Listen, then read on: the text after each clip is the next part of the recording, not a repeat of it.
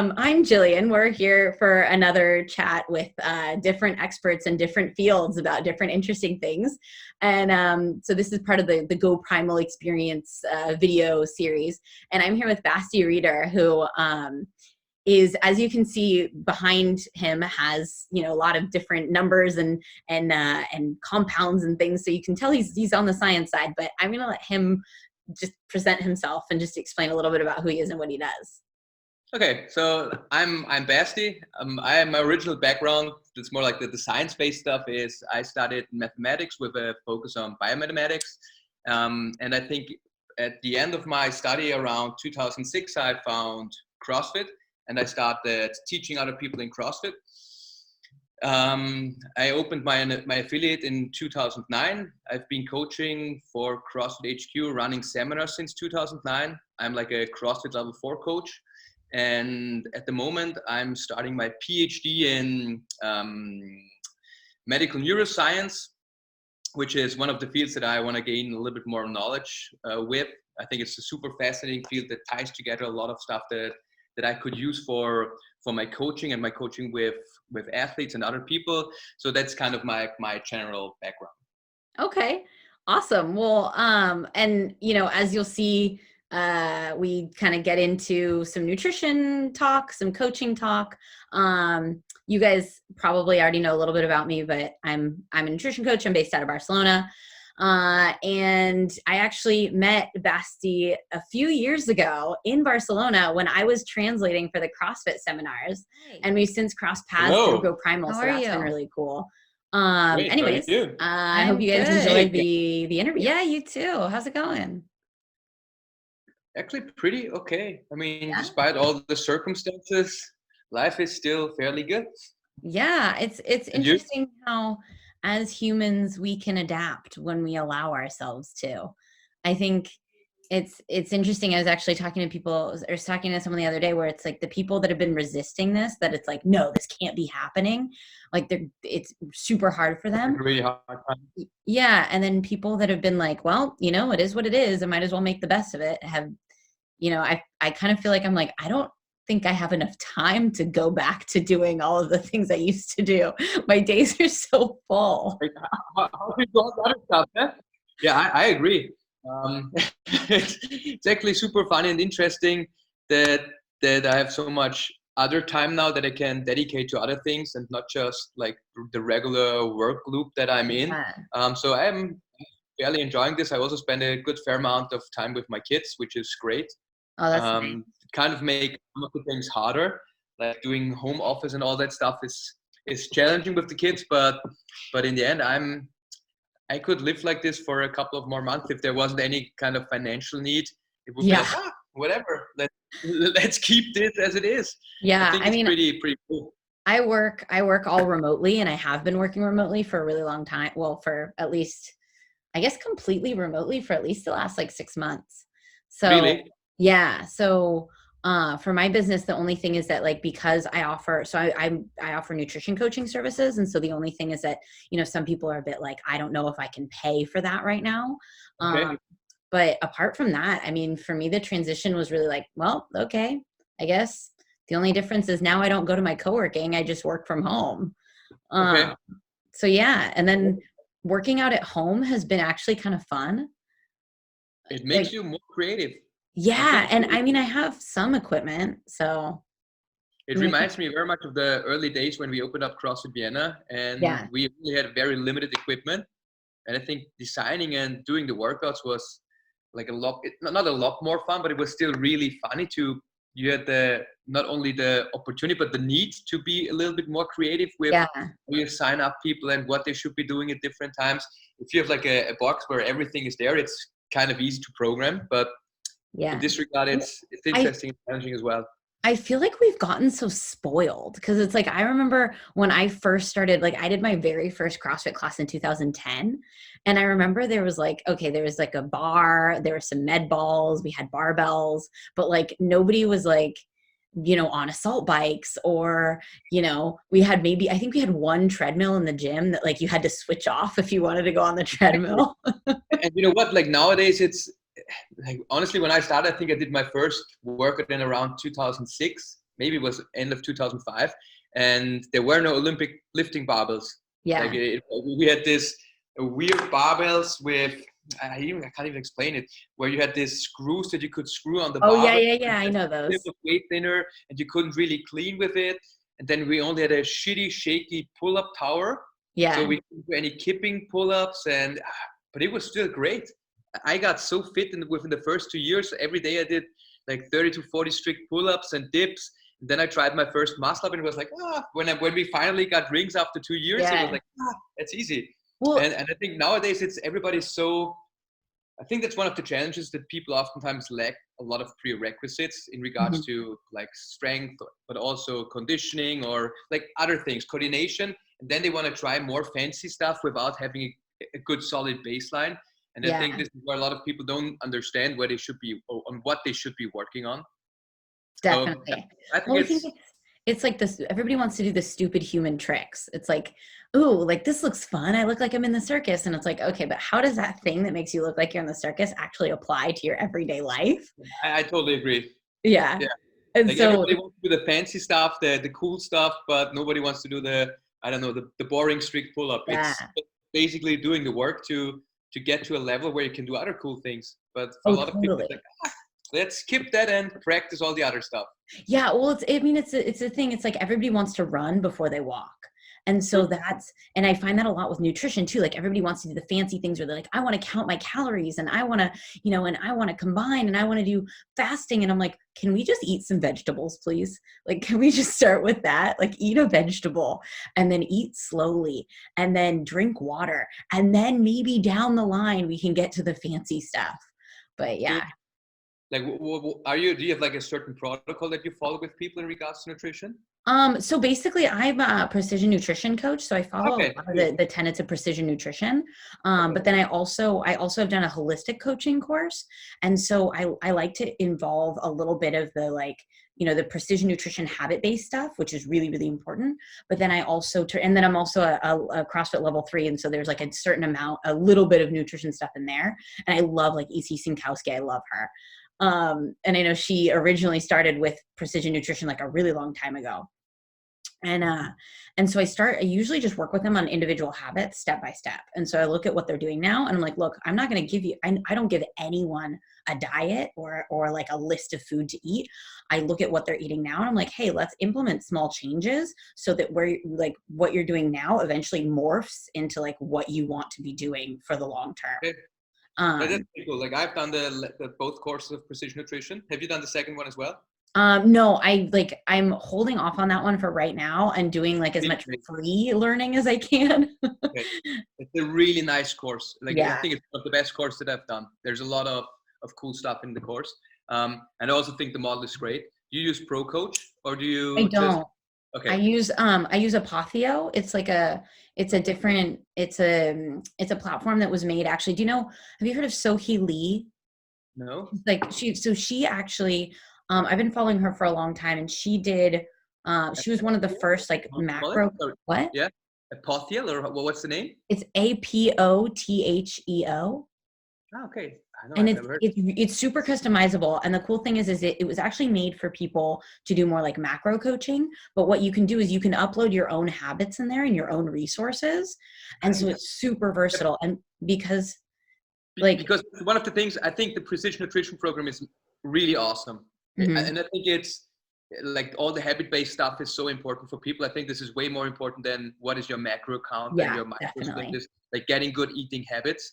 But I also think it's a little bit too rigid in the way it's set up. Yeah. Like we have designed our own system as well for like that we coach in a group setting, because otherwise a lot of people that pay the fees, I think it's not realistic to charge another, like nobody is willing to pay, or very few people are willing to pay 250 to 300 euros per month for nutrition and training. And so we decided to offer the nutrition program as well in a group setting, which actually is, I think for a lot of people really cool if they follow the protocol. Yeah. But I still think that the PN stuff is a little bit rigid. When you're really working with people, you could also like reschedule habits, introduce other habits that people could practice. But in general, I think the system is great. It's really cool. Yeah. And the cool thing about this one is I started with this one because a friend of mine actually she's a British girl that lives in China. She was using it with her clients. And the thing is, because most of my clients are in Spanish, I needed something that could be flexible and I could work with, both English and Spanish, and most platforms are not. Yeah. And so the cool thing about this one is that because it is so customizable, almost everything, like there's some things that you can't change into Spanish, but most things you can enter in your own wording, or you can edit the templates. And then you can add in your own resources. So I have my resources, I have my English resources, and I have my Spanish resources. And so like, yeah, it's really cool. And then I added all my own recipes. So I do like all my own PDF recipes. And so it's all like the same, it's all sort of like my voice. And it's worked really, really well. That sounds great. That's Yeah. awesome. Yeah. Cool. I've been doing a lot more nutrition research and nutrition projects at our box as well. Yeah. I actually started a group about fasting because I think it's something that's really cool for a lot of people to practice and try. Yeah. So we had a 3-day fast a couple of weeks ago, and we do it every month. Then we are building those people that want to try it. We build them up with like different time restricted feeding protocols, and then they elongate that, and then finally they should be able to do like without any problem a 3-day fast. And I think it's so fascinating to see for a lot of people like how habitual eating is, and how much often we use it as a distraction, and we use it because we are bored, or we use it to like pat ourselves on the back and give us a good time. And for a lot of the people, I think especially the ones that have like blood sugar issues, I think it's so interesting to see that like for how long they can go without food. I think it's a very powerful control that it's a powerful feeling of control that you can suddenly develop of, hey, actually I don't need to eat right now.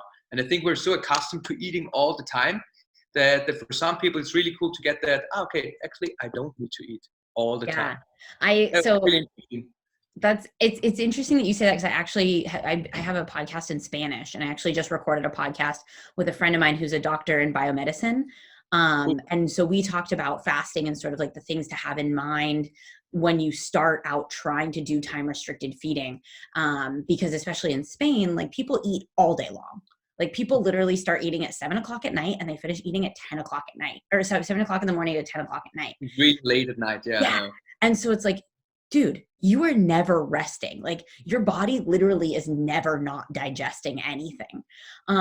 And then, and it's interesting because a lot of the things that I work with my clients on is not just like, what are you eating, but also like what sort of emotional components are behind it. And that's more the like holistic side. I did the Institute for Integrative Nutrition as well. And that's more like a little bit more like hippy dippy, like, what's the Institute of Holistic Nutrition? The Institute for Integrative Nutrition. Integrative. Yeah. Okay. And it was good. It was good. It's definitely like some of it you're like, this doesn't seem that science-based, but it was really cool because it brings a lot of importance to the idea of like food is not just what you eat, it's also how you eat, and it's your emotional connection with what you're eating. And so I think that was really important, because PN is it's like science and psychology, and I love that.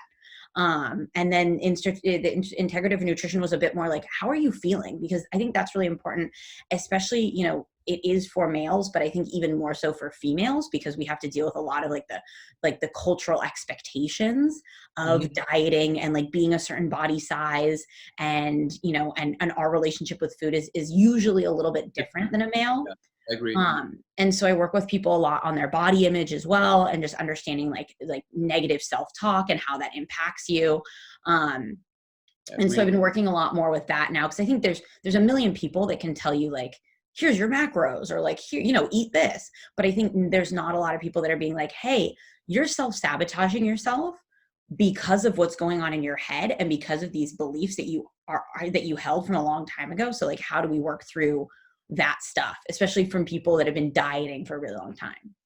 Do you work together with a psychologist or somebody, like, or not, that's not the right word, but like a therapist? Yeah. So I refer out. You do it on your own. I think a lot of the stuff you can do on your own. Yeah. I try to be really careful, because like there's a certain line that obviously it's like, I'm not your psychologist. Like I can help you work through certain things, like based on the training that I have, but I'm not a psychologist. And so I have referred people out and been like, look, I can help you up to here, but like, you need to be talking to a therapist and we need to work together. And then, you know, it's the same thing. Like if somebody comes to me with like a certain like medical pathology or illness, I'm like, I'm not qualified to deal with certain things. But it's still, you know, it's a really cool introspective process for a lot of people to realize like these beliefs that they have about themselves based around how they eat and how they interact with food. Yeah, I agree. It's super. That's a super fascinating connection. I did a really cool course. It's called KPNI Clinic, or CPNI, maybe in English it's clinical. Yeah, it's yes. So I know what it is in Spanish. Yeah, it was Leo Brumbaum. He's the guy who likes to set up everything in Europe. There was also a really nice course in regards to like how the human being is. It's not only the food, it's not only the exercise that you do, it's like your social environment, your psychology. It's a big part of the whole thing. So it kind of ties together a lot of different themes. And what I really like about these guys is I think a lot of people have a very isolated view on the topic that they are really good in. Let's you practice medicine and you become an awesome whatever gastrointestinologist, and you really know like what to do with the intestine and stuff like this. But I think oftentimes these guys lose the track of like what you could actually achieve with letting people eat different stuff, giving them proper nutrition. Like I think nutrition is like medicine if you use it well. And I think sometimes people are so in their special niche that they lose the ability to see what's going around it. The guy, the founder of this program, is so good at is he's actually fairly good in a lot of these things. He's not he's like a CrossFitter. I think he's like the best guy in the world that knows everything, but he knows enough to understand, and then he's putting everything really well together. It's really interesting. I really can recommend this course.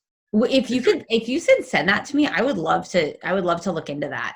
I'm doing a course, an online course right now on the gut microbiome, because that's one that's been super, super fascinating for me. Because obviously, you know, you learn a good amount of science through precision nutrition. And then I've done other courses that always, you know, everyone has that sort of like, hey, this is how the intestine works. This is how you metabolize food. This is how like carbs and fats and proteins are processed in the body. But then you start to realize, and I'm sure that you've realized this too after working with people, is that it's like the gut has such an impact on everything else we do. And so, you know, I had a client, I remember my first client she wasn't my first client, but my first client that we like pinpointed emotional issues being related to her gut, because she would be like, yeah, I'm so bloated today and I don't get it. Like it makes no sense. And we started looking at, you know, we were tracking obviously what she was eating. And I was like, well, you know, there's no pattern here. Like it doesn't really make any sense. And I was like, and so we started talking about emotions, like, well, how are you feeling these days? She's like, you know what? I've been incredibly anxious. And we were able to pinpoint that like, it really didn't matter what she ate. But if she was feeling anxious, she would get bloated after a meal. Very interesting. Okay. Yeah. And these are things that like, you can only really figure out through having a specific amount of data. And I think it's things that so many people go so much of their lives without being able to put two together because they don't have the tools or they don't have someone to guide them to be like, hey, this is the bigger picture. Like, let's zoom out for a second and see what are all of these things that are happening. Is there a pattern? And then once we find that pattern, like, how do we change it? So, yeah. Oh, yeah. And I think what you actually said is really interesting. There's some interesting research out there, like that you actually can fix a lot of issues with your stomach and your intestines with vagus nerve stimulation. So the vagus nerve is like a branch of the parasympathetic nervous system that actually kind of allows you to calm down, digest, and do all that stuff. And oftentimes, if it's not really properly working, people get issues with digestion and all that stuff. And I think it speaks a lot about what you said is if you're anxious, if your stress level is really high, if your sympathetic nervous system is really high, it will impact your ability to digest food properly. And then you get bloated and all this other stuff. So that's what I mean. I think the nice thing is, I think you could spend maybe a lifetime studying just the vagus nerve or just the digestion and the enzymatics and all that stuff that goes with it. but in the end, I think if you really want to help people, you need to know a lot of different things, maybe not to the last detail, but good enough that you can actually like put the puzzle or complete the puzzle that they're giving you.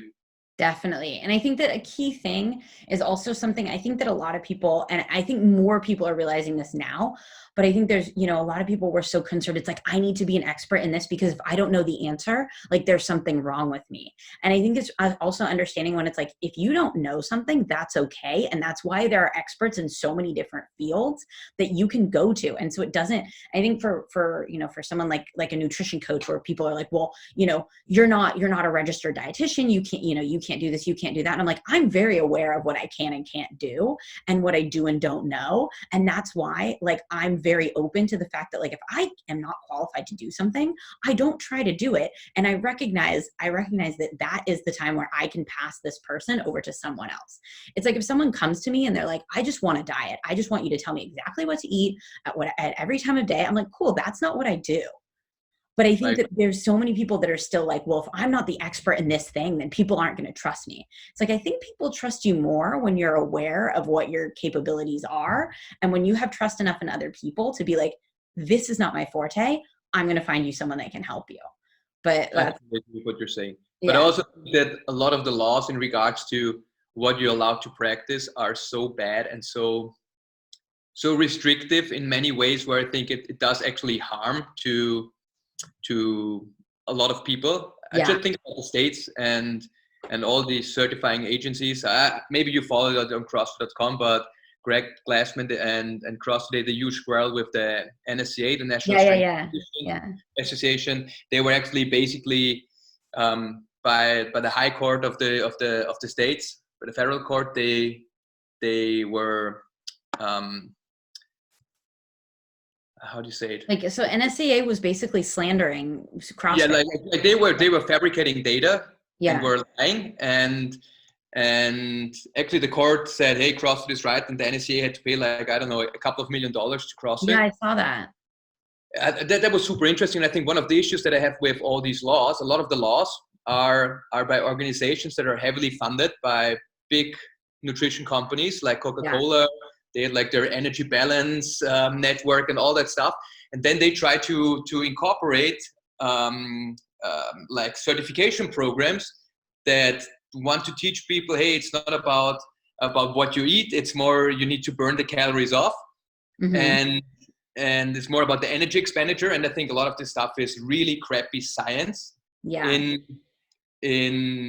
very strongly influenced by nutritional companies that want to protect their business. And I'm like, and that's why they want to keep everybody else out of the field so that they can still, like, I don't know, publish their corrupt science and let people do the work. In very harsh terms now. I think it is really interesting. So because now obviously, like, you know, with the quarantine, everybody's like, well, eat this to boost your immune system. Like, you need to do this. Like, if you're not eating these foods, like, you're going to be chronically inflamed all the time. And so there's so much like fear mongering of like, you need to do this. Otherwise, you know, that you're wrong. And so on TV the other day in Spain, there was this, it was like on a you know, one of the national news channels, and they had like the diet to eat if you're infected with COVID-19. And the diet was, I kid you not, it said you should eat lots of cream, milk, honey, cookies, breaded products, pasta, rice, fruit. It was one of those things where, okay, so they said like, you know, eat a lot of fruit and drink a lot of water. Great. Eat a lot of fruit and drink a lot of water. And then they were also like, eat cookies and eat lots of rice and eat lots of bread. And basically saying that like, in order to fight off the infection, you need to be eating a lot of calories. And not only did they say that, this was on the news. They said you need to be eating between 6 and 10 times per day. That's a really smart idea. If you want to have your immune system work properly, you eat all the time so that a lot of energy is spent somewhere else. Okay, that's weird. And was there any reason for eating all these cookies? The crazy thing is that it was actually it was a diet that was supported by like the nutritionists that work with the Endocrinology Association of Spain, like some. you know, this the issue that I have with even the Austrian Diabetes Agency.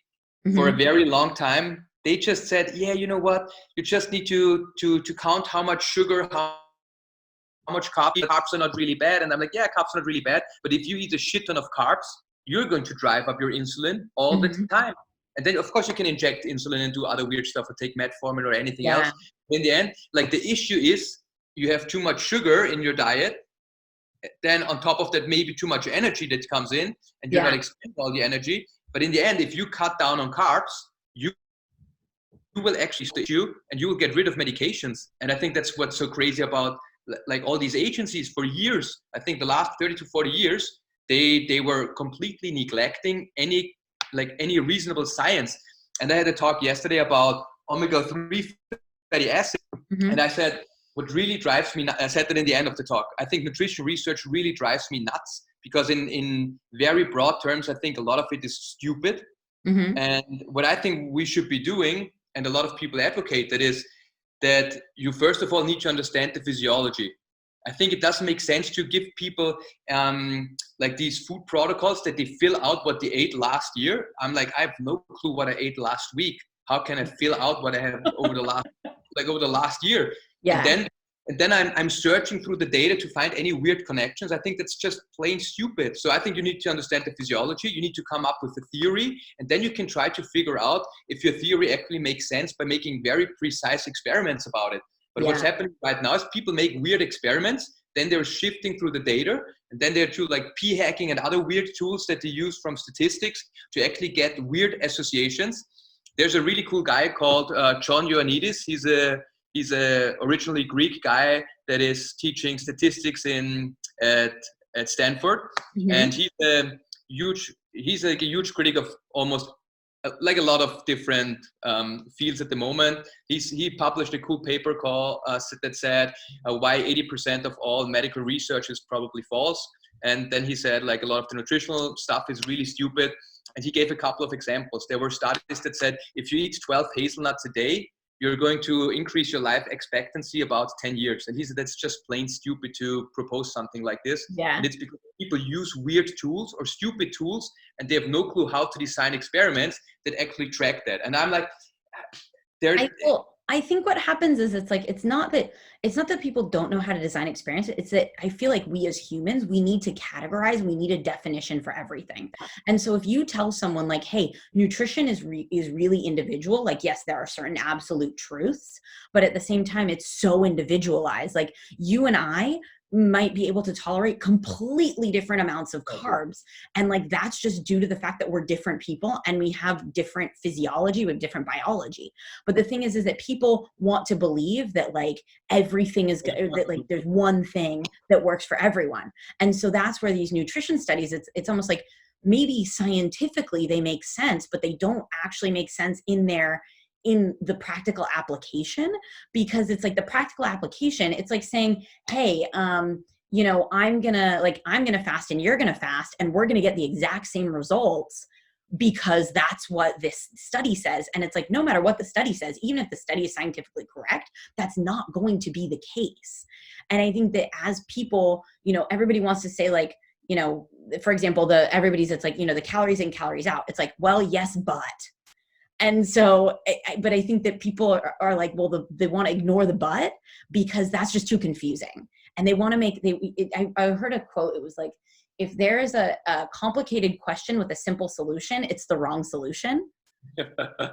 And that's what I feel like nutrition is all about, because it's like, you know, even in like what we were talking earlier with the vagus nerve and emotions and food and all of that, it's like, yeah, you could control for certain variables, but like, even if you're controlling for certain variables, you can't control for the emotional status of someone that's within one of your studies that can completely throw everything off with nutrition. So that's where it's like, it's so complicated to put these things in place, but we want to put all the circles in the circle hole, even though it just doesn't work like that. It reminds me of Ben Greenfield. Like I just read his new book. It's called Boundless. It's actually pretty interesting. He said there's not one diet for everybody. There's so many different individual physiologicals of like so many individuals with different physiologies. And in the end, you need to I think a lot of it is finding out what works well for you. Yeah. And then comparing it. And that's still what I really like about the CrossFit nutritional prescription. I think in the end, it's super simple.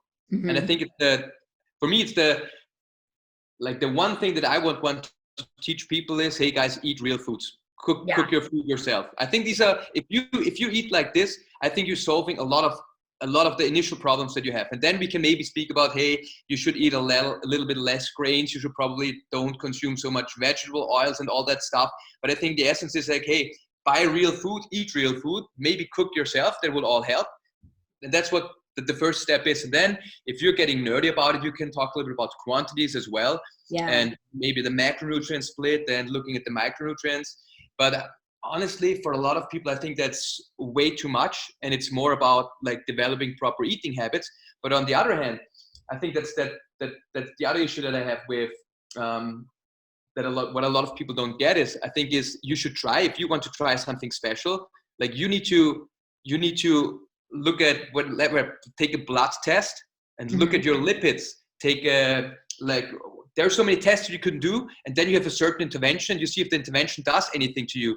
And as you said, the textbook could say this should happen because it happens in 75%. But if you belong to the other 25%, where there's an opposite effect, there's no sense in saying this is the right way to eat.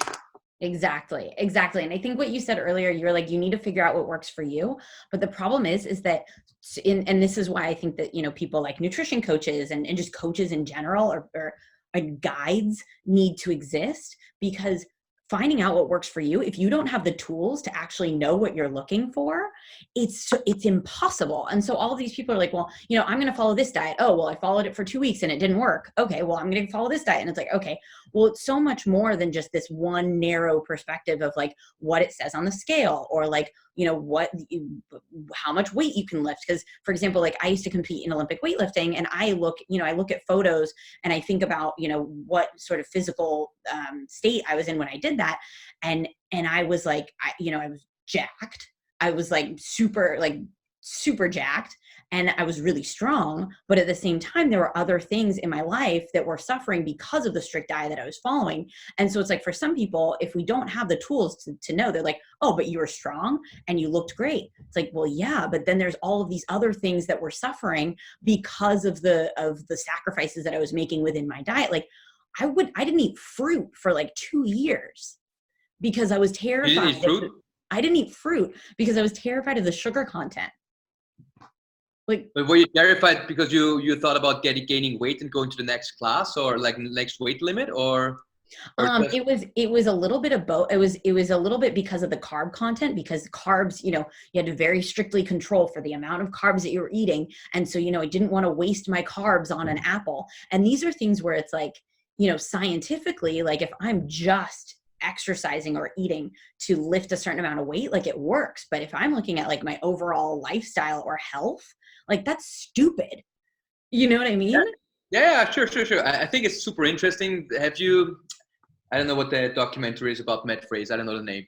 But I think what's super interesting about him is he said he ate for quite a time, he ate like whatever, Sonish or Count My Macros or whatever. And then he switched a couple of years ago. He switched to just eating real food. Yeah. In the quantities that he feels he needs to eat. So he's eating in regards to his hunger levels. That he's lucky because his wife is cooking every day, every meal for him. I honestly, I want to be her best friend because everything she cooks, looks amazing. It looks great, huh? Yeah. But I think that's for most people. I think if you don't need to hit certain weight limits, it's the one thing that I would recommend as well. Like, hey guys, eat real food and eat till you're full, or a little bit before that. Here's the crazy thing is that after doing that, I weigh maybe a kilo more, maybe. And I know now, like, hey, I can look at a plate of food and be like, okay, that's probably enough food for me. And, I eat tons of fruit. I'll eat a cookie every once in a while. Sometimes I'll intermittent fast, sometimes I won't, but it's these things that like, this is the process of actually being able to look critically at what do I want to achieve? What are my goals? How do I want to feel? Not just how do I want to look? I think especially for females, how do you feel in regards to like when you don't eat something, when you try to exclude food groups? I think there's so much emotional attachment there. And I think you need to be very careful with making not only the right decision, but like an intelligent decision about how you want to feel as well. Well, and I think for males as well, you know, I've worked with a lot of, especially people that are a little bit, you know, like busier, where it's just they sort of use this as an excuse, like, I don't have time, so I'm going to eat this way. And it's like, okay, well, how is this actually functioning for you in the scheme of your life? Because if you're like a busy lawyer and you need to use your brain, but you're eating pizza for dinner every night, like that's actually gonna fuck up your capacity to use your brain in the highest function that it can be used. So these are things that like people need the guidance and they need the tools to understand how all that works. You know, it's so funny, actually thinking about it. I thought what I said is bad that only females have the issue. I just thought about my brother, because since quarantine, he stopped eating sugar. And I think before that, I think he lost almost 8 kilos now.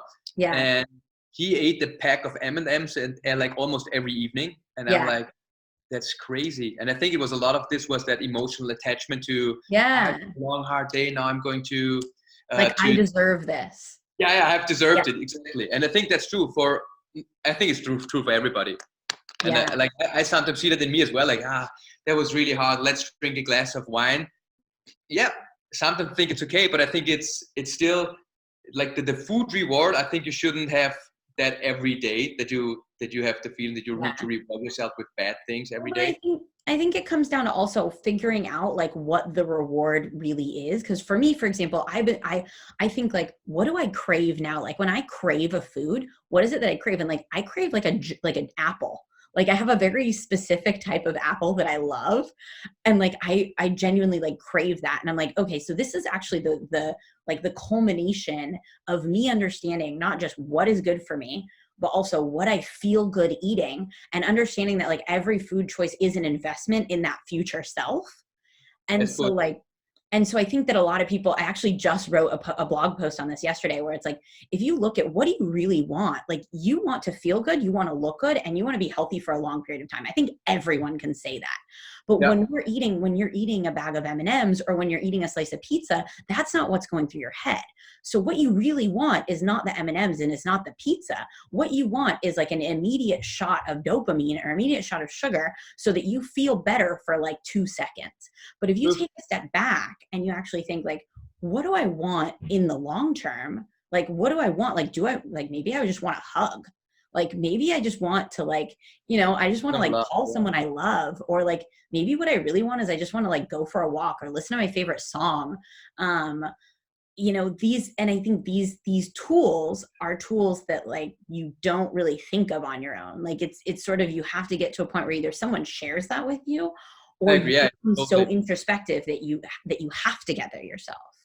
I think it's giving people more freedom to make different choices in the end. I think that's what you should be doing as a coach. It's like, as you said, I think very often, and I can see that with myself as well. I'm in that rat race, and I have my routine, and my whole day works in a certain way. And then suddenly you forget about other options that you can pick. And then you have this one person that you trust, and he's offering you different solutions to a problem. And then you try something out and it magically works, or it doesn't work. And then we find another solution. But I think that's what we need to go through. And everybody has, I think Dan John said that everybody needs a coach. And I think it's very true. No matter what you do, you should have someone that you are accountable to, that actually tries to help you in ways you maybe don't think about. Well, I think, and so I was actually looking into this the other day because I was rewriting the frequently asked questions on my website. And so I looked up like the actual definition of a coach, and it's someone that brings out the best in like when an individual wants to create certain change in their lives, and the coach is there to bring out the best in that individual.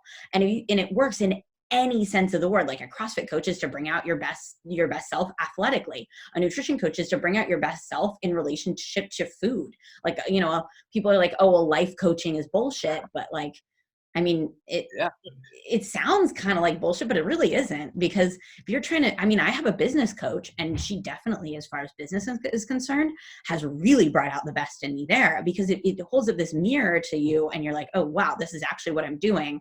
How do I want to be different? And so I think it's, it's like everybody needs a coach, but I also think you can't have a coach if you're not mentally ready to like give yourself to the process.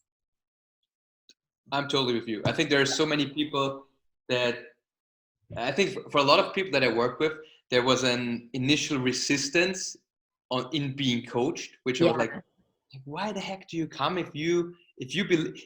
I think that the cool question, the PN curriculum is, are you happy with your results? I think it's, no, I tried this and I do this, I can, blah, blah, blah, I have heard it all. Are you happy with what you actually achieved? And then a lot of times people go like, no, then maybe you should try or incorporate something else, find out what it is that actually doesn't work. And I think that for a lot of people is that the mental switch of getting coachable and like seeing that it would make sense to accept help to change yourself oftentimes is a rough path for people. And I think that is a hard one. I think one of the best books that I've read in the last like few years is Motivational Interviewing for Nutrition and Fitness. And okay. Yeah, because I know that there's general motivational interviewing. Yeah. The one in nutrition and fitness was really, really cool because it had a lot of really applicable scenarios to what it is that we do. And one of the things that they were really solid on there, and then also in the intuitive eating book, which was like, I really liked intuitive eating. There's some things I'm not necessarily in agreement with, but I like the concept a lot. And it's definitely, I think it's a good, it's good concept to apply, especially when you have the certain like scientific base. But motivational interviewing I loved is that every client or every patient is the expert on their own body. And so it's having that mindset of like, this person already knows what they need to do. It's my job to bring that out of them. Yeah. And that's a great way of thinking about it. Because I think like very often, what I did a lot of times with people is like, I have the answer for you, which I think is not the right approach to coaching somebody.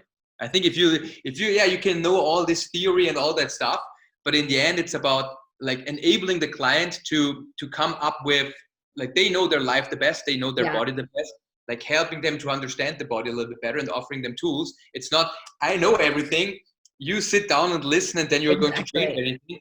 I think that's not how it works. And I think that was a great comment on that. Yeah, I think so. Basti, this is like probably one of the most interesting conversations I've had in a really long time. But I've realized that we didn't even talk about like, hey, this is for GoPrimal or whatever. I know. So I think that like, what are we supposed to really talk about? I had a couple of talks with Adrian chats, but in the end he said, you're going to give me a call, and I'm like, okay, let's see what we're going to talk about. To be completely honest, I think this is probably like, there weren't any specific, I had some ideas of what I wanted to talk to you about, but I think this conversation was way more interesting. And I think that anybody that listens to it is probably going to, if they have any interest in nutrition whatsoever or coaching, are probably going to be really fascinated by it. So I think that, but what I want to do before we kind of like wrap things up, is I want to like, so that, cause I know Adrian's going to edit it. So I want to like do like present us, and that way he can move it to the beginning. Does that So well done. The interview. Cool. Thank you very much.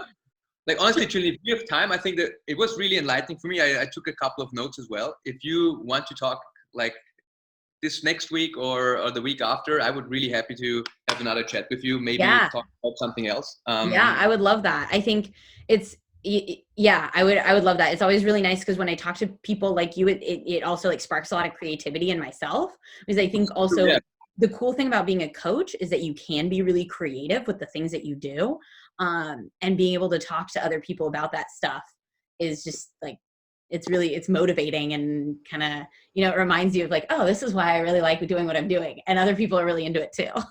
And you know what I think is so awesome? If you talk to other people that actually have a good level of experience and knowledge, it's such a fruitful discussion. I don't walk away like, whatever. It's like, okay, I should study this. I should read this. That was really good input from your side, what I should be like reading, or why I think I heard something about something a long time ago, and it's like, it reconnects, and it's like, I wanted to read that for a very long time. Also the gut microbiome course. I think I haven't put a lot of thought into the science of that for a while, because I think initially it was, I don't want to say shaky, but it was new and nobody knew exactly. Like, I don't know if it's changed now and if there's really good science in what we should do and how we could analyze gut microbiome. But I think there's so many things that are super fascinating. And then we talk to other people that have a very broad, like deep knowledge, and you suddenly realize, oh, okay, I wanna read up on this. Yeah. So the course that I'm doing, it's on edX, and it's through, like, I think it's an Austrian university, and the content is pretty dry. And I'm just getting into it. I'm in like the second module. And so they're talking about like the infant gut microbiome and how it develops and stuff like that.